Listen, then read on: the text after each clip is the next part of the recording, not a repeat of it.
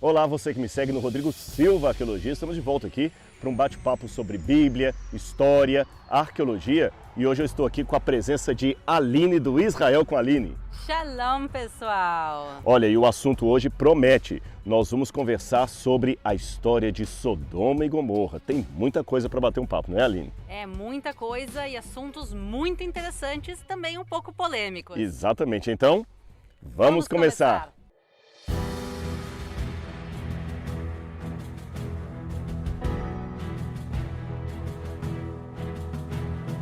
Pessoal, então hoje, como a gente falou, nós temos aqui um assunto polêmico, muito interessante. E a gente quer começar já sabendo onde é que nós estamos. Aline, que lugar é esse que o pessoal só está vendo um paredão de pedra? Aliás, você já está suja, eu também já estou sujo aqui. Deserto é assim, bom, já dei um spoiler que é deserto. Mas que deserto é esse aqui? É o deserto do Atacama, é o deserto do Saara? Onde nós estamos e que relação há com a história bíblica? Essa avalanche que eu estou criando aqui no deserto, a gente está agora no deserto da Judéia, mais especificamente na frente do Mar Morto, na região que se acredita ser Sodoma e Gomorra. Exatamente, na região. Nós ainda vamos trabalhar um pouquinho a questão do local da cidade, se dá para marcar com um X no mapa. Calma, fica com a gente até o final aí que tem muita coisa. E aproveitando o ensejo, Aline, antes da gente começar o nosso bate-papo, eu tenho um convite especial para fazer para as pessoas que estão conosco aqui. Se você ainda não é inscrito no canal Israel com a Aline ou no Rodrigo Silva Arqueologia, você está mais do que convidado a fazer parte dessa família aí. Então a pessoa tem que se inscrever no canal, ativar o sininho, ativem o sininho para vocês saberem cada vez que a gente lança Exatamente. um vídeo novo. E também, se vocês querem dar um agradecimento aos vídeos do canal, não esqueçam também de deixar o like. Exatamente, o like, ou como eles dizem aqui em Israel, o ahavit, né? Ahavit, eu gostei, eu amei. E é importante deixar um comentário também pra gente ler ali, não é isso? Então sim, pessoal, ajudem aí os nossos canais. Mas o pessoal veio aqui e está se perguntando por que a gente está sentado aqui no meio do deserto, no meio dessas pedras. Exatamente. Aliás, já que a gente está sentado aqui, vou começar com uma experiência. Vamos. Tá certo? Você em casa já viu terra pegando fogo? Acho que não, né? É difícil. Mas vamos fazer uma mágica aqui para depois a gente explicar? Eu trouxe um isqueiro aqui, eu não fumo, nem a Aline fuma, mas a gente trouxe esse isqueiro e a gente rodou o deserto para poder encontrar esse fenômeno e eu vou deixar para que a Aline faça, tá certo? E tá aqui pertinho, vamos tentar nos posicionar aqui. Aí, olha, vamos chegar com a câmera perto aqui, olha a mágica. Gente, o vento tá complicado aqui, para não queimar, eu vou pedir a Laura para segurar a minha Bíblia, eu vou ajudar a Aline. Vamos tentar com então o venha com olho mágico aqui, hein? 1, 2, 3 e filmando, vamos lá?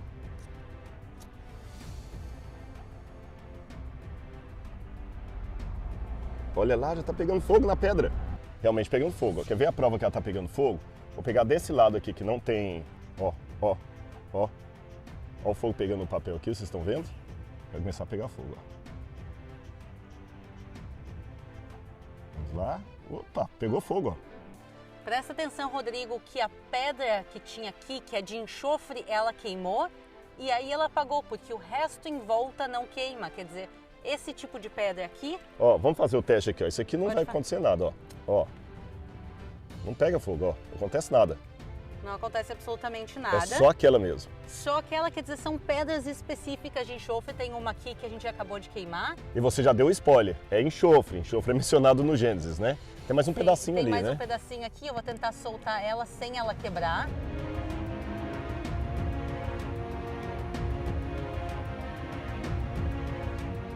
Aqui a gente consegue ver claramente que ela está incrustada junto com outras. Aqui a gente conseguiu quebrar um pedacinho Ó, vamos ver se a dela. gente consegue queimar isso aqui só mais uma vez para o pessoal ver. Então vamos lá, vamos ver a mágica. Ó, também queima aqui, ó. Olha lá. Vejam que impressionante. A pedra, ela realmente desaparece.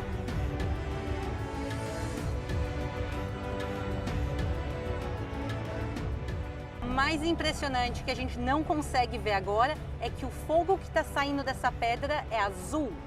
Quer dizer, o fogo azul, quando a gente queima ela de noite, a gente consegue ver claramente. E ele é um pouco tóxico. Nossa, eu senti aqui. Gente, veio um gás aqui.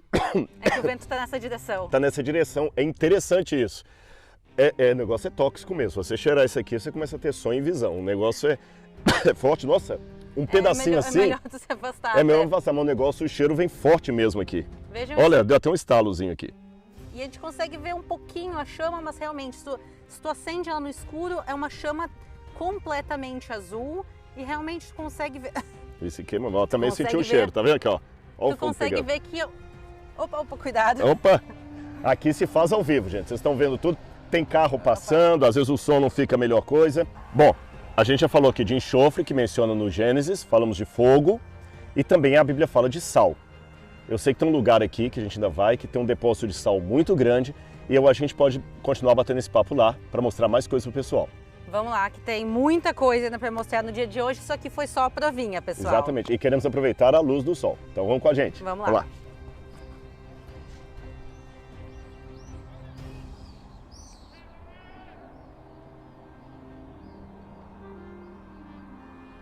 E aí, meus amigos, a Aline e eu viemos nessa parte aqui que eu sempre passo, às vezes aqui com os grupos, você também passa. A gente para aqui para mostrar algumas curiosidades, não é isso? E esse aqui é um lugar que eu não sei se a câmera vai mostrar, mas a gente vai dar um jeito de ficar bem didático pro pessoal, que é um lugar tomado de sal. Eu posso falar que isso aqui é um vale de sal, não é isso, Aline? Realmente é um local único, porque aqui em volta de nós tudo são montanhas, mas de repente entre todas as montanhas tem uma área aqui específica que são montanhas de sal, mais especificamente 90% de sal. Aliás, eu vou até mostrar para o pessoal em casa, aqui no chão, ó, tem umas pedrinhas aqui. Eu vou chegar perto aqui da câmera. Olha que legal esse aqui. Você está vendo, isso aqui é uma pedra normal, isso aqui não é sal. Mas olha a casca de sal. E essa aqui é uma pedra também de sal. Aliás, eu acho que se eu pudesse fazer uma eleição para o livro dos records, eu acho que a maior pedra de sal do mundo estaria aqui. Eu não sei se já está no livro dos recordes, mas sem dúvida nenhuma, não é a realidade de uma pedra, é uma montanha inteira. A gente consegue ver, inclusive, que a formação dela é diferente. Assim, olhando às vezes de primeira, ela não chama tanta atenção porque ela está coberta de areia. Tem tempestade de areia que cobrem, mas se a gente parar e olhar os detalhes, vejam como ela tem uma formação completamente única. É, porque você em casa está acostumado com aquele sal, o NaCl, lá da tabela periódica, né? Direitinho, já pegando os elementos ali. Você pensa aquele sal branquinho, refinado, mas isso aqui é sal. Aliás, vamos ali que nós vamos mostrar uma pedra de sal para você, para você poder fazer o tempero da sua comida aí na sua casa. Vem com a gente.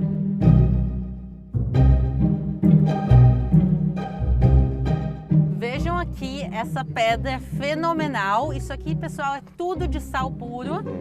E a gente vai fazer agora o teste, né? Quer dizer, eu vou dar pro Rodrigo fazer o teste. Vejam aqui essa pedrinha. Ó, sabe como é que arqueólogo às vezes limpa a cerâmica? É botando a língua mesmo. Eu sei que pode achar nojento, mas o sal o negócio é muito salgado mesmo. Muito salgado.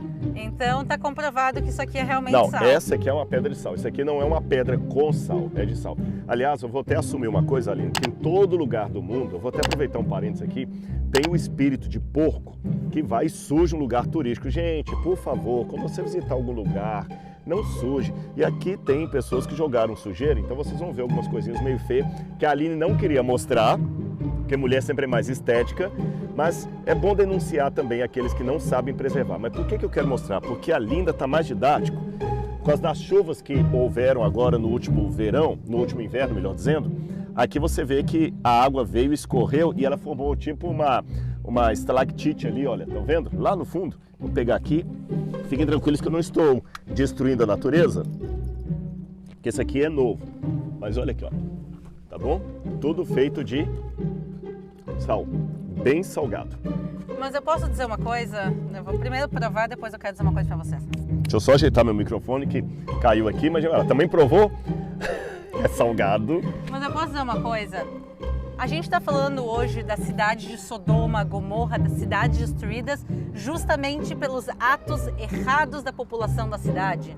E a gente vê que tem pessoas que fazem coisas erradas até os dias de hoje. Então a gente vê aqui locais históricos, sim, com uma garrafa jogada no chão, com papel jogado no chão. Isso mostra que às vezes a natureza humana ainda precisa melhorar, desde aqueles tempos até os tempos de hoje. Agora, Aline, já que estamos falando de Sodoma e Gomorra, onde será, porque a gente está falando da região, desde que nós começamos o nosso bate-papo aqui, começamos lá em cima, viemos até aqui, estamos falando da região de Sodoma e Gomorra. Região é muito mais do que a cidade. Vamos tentar descobrir então onde é que poderia ser a cidade de Sodoma ou Gomorra, ou as outras cidades, que aliás pouca gente fala das demais, mas eram 5 cidades que ficavam ali no vale e que sofreram todas o castigo divino. As mais famosas são Sodoma e Gomorra, e das duas, Sodoma é a mais destacada.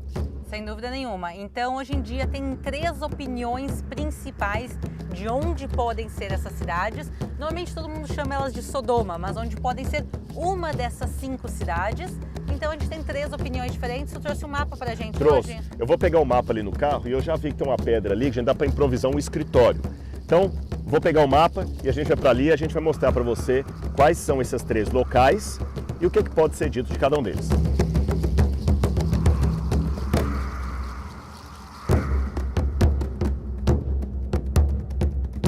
Então já peguei minha Bíblia, já peguei meu mapa e a gente vai improvisar aqui um escritório no meio do deserto, um escritório no meio das pedras de sal.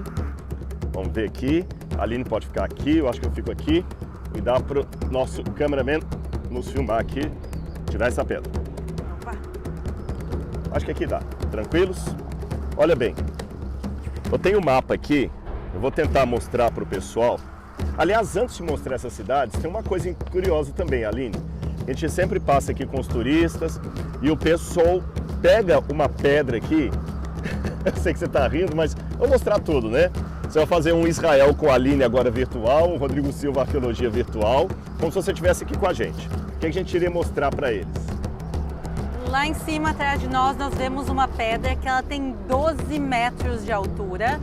E ela é chamada a Mulher de Ló. Mesmo se vocês perguntarem para o israelense, se vocês buscarem no mapa em hebraico, está escrito Eshet Lot, a Mulher de Ló. E a tradição fala que essa é a Mulher de Ló. O principal problema é o tamanho. A gente está falando de uma estátua de 12 metros, realmente que lembra o formato de uma mulher, mas o tamanho é completamente desproporcional, provavelmente por 1,5 metro que ela teria de altura. E o curioso, eu particularmente disso, eu sou um tanto cético, porque parece apenas uma pedra que desprendeu das outras lá, e mesmo o formato de uma mulher, depende do ângulo que você olha, dá uma ilusão de ótica. Mas eu também tenho que admitir que essa tradição da Mulher de Ló não é algo que só está no Waze hoje, não. Aliás, uma coisa que pouca gente sabe, o Waze é invenção de israelense, viu? É pouca coisa que sabe. Israelense. Exatamente. O dia que ele dá ruim também, você vai ficar chateado com o israelense, mas o dia que dá certo também agradeço ao israelense. Agora, nós temos que admitir que, embora eu seja cético com relação a ser aquela Mulher de Ló, acredito que a Aline também, a gente mostra que é uma questão turística, mas existe uma tradição bem antiga que aponta como sendo a Mulher de Ló. A gente encontra nos pais da igreja. Para você que está em casa e não sabe quem são os pais da igreja, são os primeiros autores cristãos do período pós-apostólico. Se eu não me engano, Flávio Josefo também faz essa menção, né? Exatamente, quer dizer, no primeiro século, há literalmente 2000 anos atrás, Flávio Josefo já fala desse local. Então é uma tradição, quer dizer, a gente não tem comprovação científica disso, mas é uma tradição de 2000 anos. Ou seja, e Flávio Josefo também, para quem não sabe, foi um historiador judeu do primeiro século, que viveu ali justamente no período em que o Novo Testamento ainda estava sendo escrito. Agora, é lógico, essa tradição não valida que seja realmente a Mulher de Ló, apenas para você saiba a guisa de informação. Mas vamos falar em termos arqueológicos. Eu tenho um mapa de Israel aqui. Aline, eu vejo que você está meio desconfortável aí. Eu pensei em fazer uma mesinha, mas ela não está me ajudando muito, não. Acho que aqui vai ficar melhor. Opa, mostrar mais próximo da Isso, câmera. aqui, ó. Então esse aqui é o mapa de Israel. Como eu falei, Israel menor do que o estado de Sergipe hoje, se você for olhar. Israel faz fronteira, rapidamente, só para você entender geografia. Aliás, gente, para estudar a arqueologia bíblica, é imprescindível que você tenha 4 coisas. Conhecimento da cultura da época, para você entender as expressões idiomáticas, uma noção de mapa, geografia. Jesus saiu da cidade tal para tal, quantos quilômetros? Se aquilo está no Novo Testamento, é porque é importante, tá certo? Aliás, 80% da Bíblia Sagrada são usos e costumes, geografia, história e 20% que é doutrina. Então é importante você conhecer os 80%. Então já falei do mapa, já falei dos usos e costumes, linha do tempo, cronologia, o que veio antes, o que veio depois. E por último, se possível, uma maquete também ajuda bastante, porque fica mais fácil. Então vamos para o mapa. O Israel hoje, que é a terra bíblica também, ele faz fronteira com o Líbano, que nos tempos bíblicos era o território dos fenícios, a Síria, que já era dos sírios na época bíblica, aqui a Jordânia, da época, a Jordânia fazia Amon, que era justamente o território dos Edomitas. Depois você tem Moabe e Amnon, que tem relação com a história de Sodoma. Vamos chegar lá ainda. E aqui ao sul, você tem a fronteira também com o Egito. 65% aproximadamente do território israelense hoje são desertos. E o deserto ele é dividido em 3 partes aqui. O Negev, que é o deserto mais ao sul, aliás, Negev é sul em hebraico. Você tem o Arava e você tem o deserto da Judeia, que é onde a gente estava no início do vídeo. Mas vamos falar desses 3 locais. Aline, onde é que nós estamos aqui no mapa agora, para o pessoal poder entender? Nós estamos aqui embaixo, vocês podem ver que no próprio mapa está marcado Sedom, que é Sodoma. Então nós estamos aqui na parte bem sul do Mar Morto, dentro da região do deserto da Judeia. Então aqui, você pode colocar na sua lista aí, é um dos possíveis lugares de Sodoma, tá certo? Então já anota aí, são 3, os prováveis lugares. O primeiro, ela já mostrou no mapa, está do lado de cá de Israel. Os outros 2 estão do outro lado. Aliás, eu vou pedir o câmera só para mostrar para aquele lado, eu não sei se vai dar para ver. Aquelas montanhas ali já são outro país. Ali já é a Jordânia, tá certo? E os outros 2 lugares ficam do lado da Jordânia. Vamos ver isso no mapa? Agora vamos voltar aqui no mapa.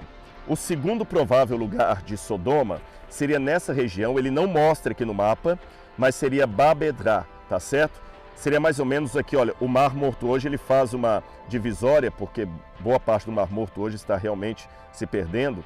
Então aqui todo era coberto de água, mas do lado da Jordânia você tem Babedra. E o terceiro lugar, que eu até mostrei num vídeo que eu fiz recentemente, eu vou deixar aí para você o link onde você pode assistir esse vídeo. Você vai clicar aí, você pode assistir depois. Seria esse lugar mais aqui. E o terceiro seria justamente aqui, ao norte do Mar Morto, o lugar chamado Tel El-Haman, que está desse lado aqui, tá bem? Então nós temos os 2 lugares no lado da Jordânia. Um fica ao norte do Mar Morto, outro fica mais ao sul do Mar Morto, aqui na área da Jordânia, e o outro fica justamente no lado de Israel, também na parte sul do Mar Morto. Então esses são os 3 possíveis lugares que nós temos para Sodoma e Gomorra, né, Aline?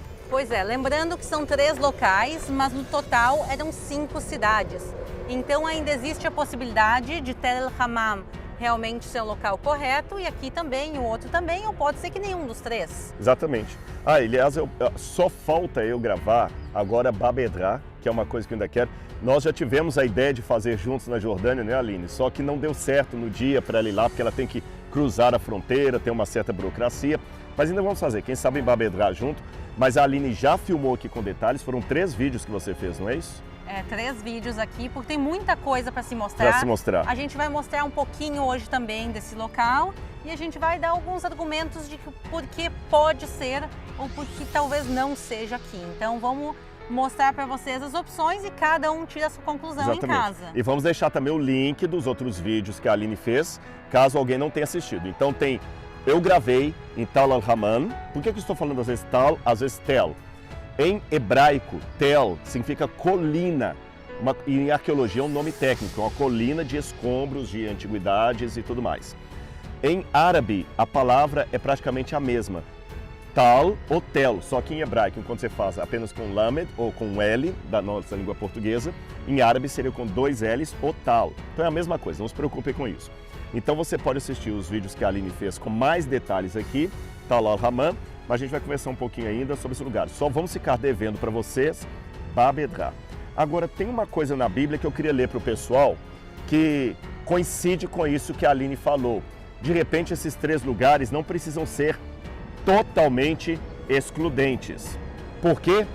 Posso mostrar na Bíblia? Pode. Então vem comigo.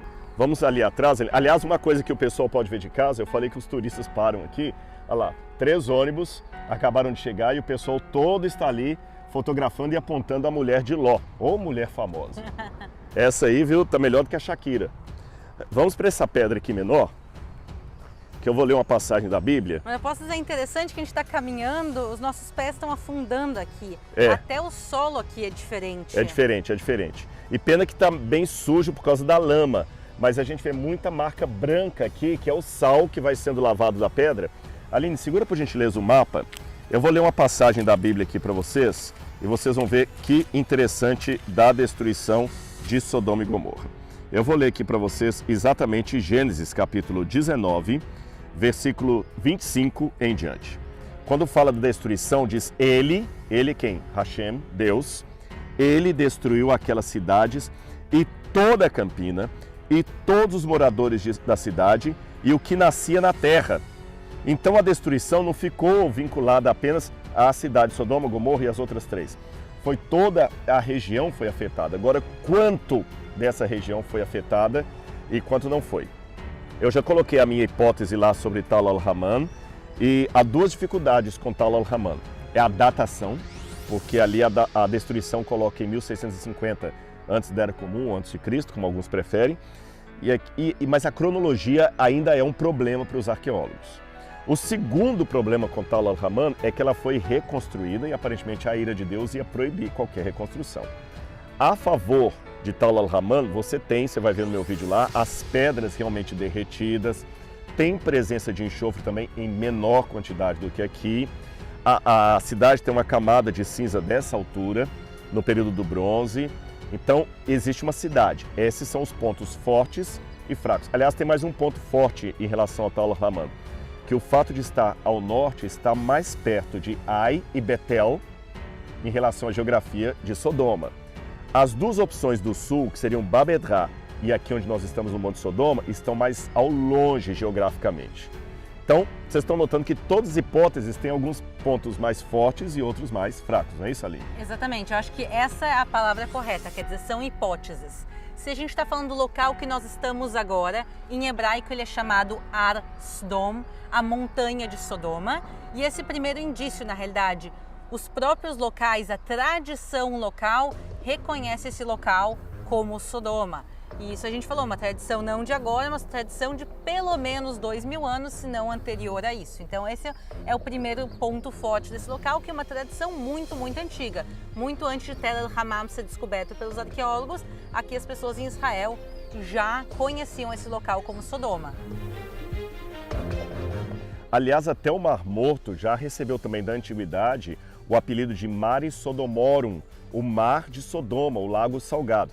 A única coisa que é bom a gente esclarecer para o pessoal em casa é que existe uma lenda urbana por aí, que encontraram os restos de Sodoma debaixo do Mar Morto. Eu li um livro uma vez, Aline, não vou falar o nome do livro, mas um livro conhecido no Brasil, onde o sujeito conta que os israelenses estavam tirando o sal do Mar Morto quando saiu uma chaminé toda queimada.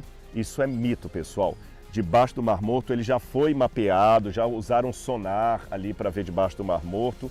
Não existe nenhuma estrutura de cidade sob as águas do Mar Morto. Então Sodoma, Gomorra e as cidades que foram destruídas estavam na região do Mar Morto. Até agora não há nenhuma evidência de cidade embaixo das águas do Mar Morto. Sim, quer dizer, não faltam pesquisas arqueológicas, extração de minerais na região dentro do Mar Morto, nada realmente foi encontrado. E as 3 teorias realmente dos lugares que a gente está falando que são em volta do Mar Morto. Uhum. E agora vamos falar um pouquinho do lugar que a gente está, do Monte Sodoma. Por que as pessoas acreditam que é aqui? Primeiro, a gente falou uma tradição muito antiga. E segundo, realmente que é um monte feito de sal. E também aqui em volta se encontrou muito enxofre, como a gente viu no início do vídeo, que a gente queimou bolas de enxofre, aquelas até eram pequenininhas, mas a gente encontra também bolas grandes. Sim, já vi do tamanho de uma bola de tênis, mais ou menos. Sim, se encontram bolas grandes de enxofre, o que se encaixa muito bem com a narrativa bíblica, que a cidade foi destruída com sal, fogo e enxofre. E o interessante é que tu tem aqui cordilheiras e cordilheiras de montanhas, e entre todas essas montanhas só uma delas é feita de sal. Quer dizer, ela é grande, mas é uma montanha só feita de sal que nos chama a atenção. Então aqui a gente tem o sal, tem o enxofre, tem as tradições e não tem nenhuma cidade aqui. Esse, para mim, eu já conversei com a Aline antes da gente começar a gravar, esse para mim é o principal obstáculo do ponto de vista arqueológico. Porque para eu falar, eu teria que ter alguma estrutura aqui datada do período do bronze, que é quando nós acreditamos que houve a destruição de Sodoma. E realmente o que ela falou é verdade. Nós temos aqui a montanha de sal, mas não existe aqui nenhum indício de qualquer civilização. A menos que, mas aqui eu já estou criando uma hipótese, uma possibilidade, a menos que essa cidade de sal esteja debaixo de toda a montanha, que ou melhor, corrigindo, a menos que esse resto de cidade do período do bronze esteja debaixo de todo esse sal, mas para isso tem que fazer uma investigação. Exatamente, a gente não tem nenhuma escavação arqueológica que foi feita dentro de Sodoma. Existem cavernas, a gente inclusive no canal entramos e vimos as cavernas, mas a gente não consegue ver estruturas de uma cidade. Então, a hipótese que muitos locais, que pessoas locais imaginam que seja, é que Deus destruiu a cidade. Quando destruiu a cidade, não sobrou vestígios arqueológicos, que por um lado faz sentido, mas que por outro lado é um grande problema, porque a gente nunca vai poder encontrar vestígios para dizer, olhem aqui a cidade de Sodoma. Então, esses são os pontos negativos aqui da cidade, quer dizer que a gente não tem como mostrar uma cidade destruída, como é o caso de Tel el-Hammam. Agora eu vou dar um argumento a favor daqui e um contra. Vocês verem que a gente está sendo assim, o mais profissional possível. Eu tenho que trabalhar com as hipóteses, os pontos fortes e os pontos fracos. O argumento a favor é que até no livro de Judas, quando fala da destruição de Sodoma e Gomorra, o livro de Judas não é o Judas que traiu Jesus Cristo, é um outro Judas, tá certo? Do Novo Testamento. Possivelmente um dos irmãos de Jesus que escreveu a epístola. No livro de Judas, quando fala da cidade de Sodoma e Gomorra, diz assim, no verso 7, porque Judas não tem capítulo. Igualmente, aí quando fala da destruição de Deus, eu vou ler o verso 6. Fala dos anjos que foram presos em algemas eternas para o juízo do grande dia. Igualmente, Sodoma, Gomorra e as cidades vizinhas, que também se entregaram à imoralidade e adotaram práticas contrárias à natureza, foram postas como exemplo do castigo de um fogo eterno. Eu, particularmente, Aline, entendo que castigo de um fogo eterno não é um fogo que fica eternamente queimando. Significa um fogo de consequências eternas, tá certo? Olam, quer dizer, universal, eterno, nunca mais acaba. Ou aionion, como está em grego. E realmente, então, Deus destruiu por completo, assim como fará no dia do juízo final, não vai sobrar nada. Então esse é um argumento a favor do fato de não encontrarmos cidades aqui. O argumento contra é que houve outras cidades também objeto do castigo divino, como é o caso de Petra, que um dia eu quero fazer um vídeo em Petra também, que Petra está lá, a ruína dela, como o profeta falou que iria acontecer. Vocês veem, nós temos alguns elementos a favor, outros contra, mas uma coisa nós temos forte. Há evidência bastante para apontar o relato bíblico como sendo algo histórico.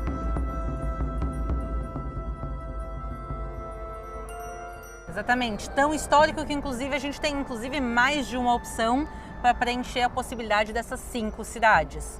E eu acho isso bonito da arqueologia aqui em Israel, que a gente pode visitar os locais e começar a entender mais profundamente a Bíblia. E entender talvez as consequências, como tu estava lendo agora no livro de Judas, da imoralidade dessa população, justamente aqui o castigo da imoralidade. E quando a gente viaja aqui, por mais que agora a gente não esteja no verão e esteja no final do dia, aqui é um clima tão extremo e por mais, independente desses 3 locais, exatamente qual deles seja Sodoma ou sejam essas 5 cidades, tu consegue aqui sentir o extremo que é esse local, quer dizer, tu tem o Mar Morto, que é o local com tanto sal, 33% de sal na água, que é o limite, tu chega a boiar na água, não tem vida dentro do Mar Morto. Aqui nessa região tem dias no ano que chegam a 50 graus, praticamente não chove, quer dizer, tu está num local tão extremo e a gente às vezes se pergunta por que esse local é tão extremo, se a gente tem locais tão bonitos e tranquilos como a Galileia, de repente a gente chega aqui, o local mais profundo do mundo, com tantos fenômenos extremos, montanhas feitas de sal, e talvez isso realmente reflita a ira que Deus tinha contra essas cidades e a imoralidade delas. Agora, Aline, aproveitando, nós estamos num momento aqui, pessoal, que na TV nós chamamos de luz mágica, tá certo? Aqui agora o sol está quase se pondo, e esse momento é muito bonito de gravar, mas daqui a pouquinho nós vamos perder essa luz. E eu vi nos seus vídeos que você filmou cavernas lindas aqui dentro, até com rapel. Não vai dar pra gente ir nesses lugares, mas só para o pessoal pode assistir os vídeos da Aline depois, onde ela filmou ali, mas só para o pessoal ter um gostinho. Será que a gente consegue ir pelo menos em alguma caverna aqui para mostrar pelo menos um pedacinho? Vamos, vou te levar para dentro de Sodoma, pessoal. Vamos então, entrar vamos dentro lá com a gente. da barriga de Sodoma. Tá bom? Vem com a gente.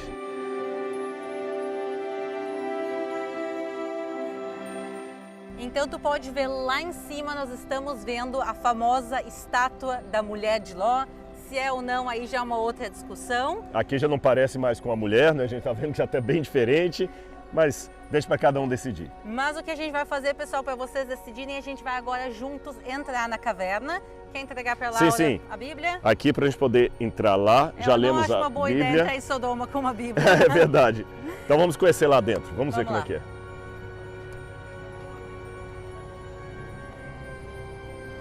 E a gente pode ver, inclusive, que tem gente aqui do lado com equipamento, com capacete, com todo equipamento, para entrar a fundo e conhecer. Agora, pessoal, vou perguntar para o Rodrigo, ele nunca esteve aqui. O que você está sentindo aqui agora? Parece que você está entrando num refrigerador, porque a temperatura cai exponencialmente. Exatamente, pessoal. Aqui tu tem uma temperatura, tu dá 2, 3 passos para dentro, a temperatura cai alguns graus. É realmente um fenômeno. E a diferença é muito brusca. É muito brusca, quer dizer, literalmente no momento que a gente entra, mas vamos entrar mais, tu vai sentir ainda mais isso. E aqui o que a gente está vendo na realidade é a caverna, que ela é toda feita de sal, olha aqui. Infelizmente tem aqui um escrito, mas toda... Não é escrito arqueológico. Ó, não é antigo, mas aqui, ó, deixa eu dar uma limpada, é sal coberto com areia, então às vezes até se disfarça esse local. Mas tudo aqui é simplesmente uma caverna gigantesca de sal, uma coisa que realmente nem parece natural. Vamos entrar mais ao fundo? Vamos para lá.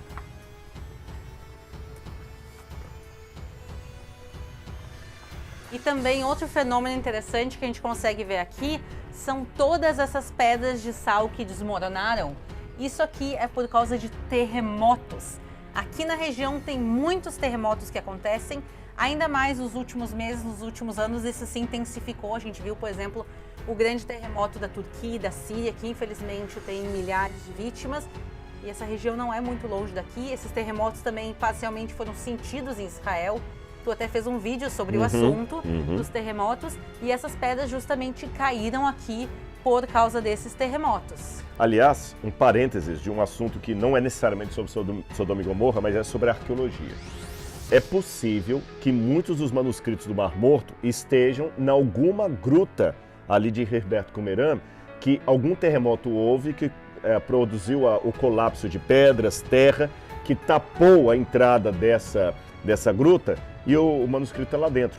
Nós estamos agora, existem novos equipamentos que conseguem ver até vários metros dentro para ver se há algum indício de gruta. Foi por isso que encontraram a gruta número 12, só que, infelizmente, não havia manuscritos lá. Mas foi só um parênteses para vocês verem que essa terra é uma terra rica de tesouros arqueológicos. Eu queria apenas acrescentar uma coisa. Quando a Aline fala a terra de Israel é rica, eu queria acrescentar também, não apenas Israel, mas o Oriente Médio como um todo, porque as terras bíblicas são mais do que o atual Estado de Israel. Porque as terras bíblicas incluem o Egito, porque houve história de Israel ali. Onde houve história do povo de Deus, é terra bíblica.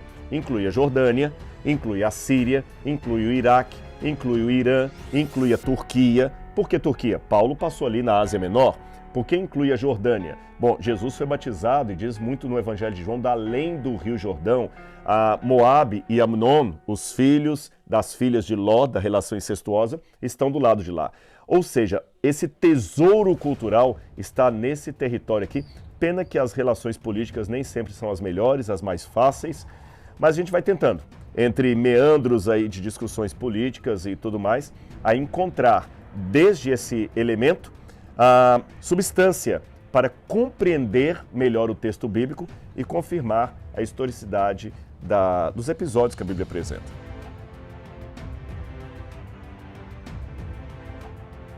Eu ainda estou um pouco preocupado com a luz. Vamos ver o que dá para mostrar aqui ainda, Aline, porque o tempo realmente está agora, a luz está caindo. Mas consegue ver claramente aqui os blocos de sal que vão se descolando. Olha que interessante, se ele conseguir filmar mais de perto aqui, olha as camadas. Olha as camadas de sal aqui, olha, é muito legal. Um geólogo, é lógico, ia dar uma aula sobre isso aqui, nem eu nem a Aline não somos geólogos, mas é muito interessante ver as camadas que há nesse lugar aqui, tudo isso é sal. As pessoas costumam entrar aqui para fazer algum tipo de esporte radical? Então, dentro das cavernas de Sodoma, a única maneira de se entrar hoje em dia é realmente com equipamento, se a gente for entrar para dentro, então capacete, parte inclusive precisa de rapel.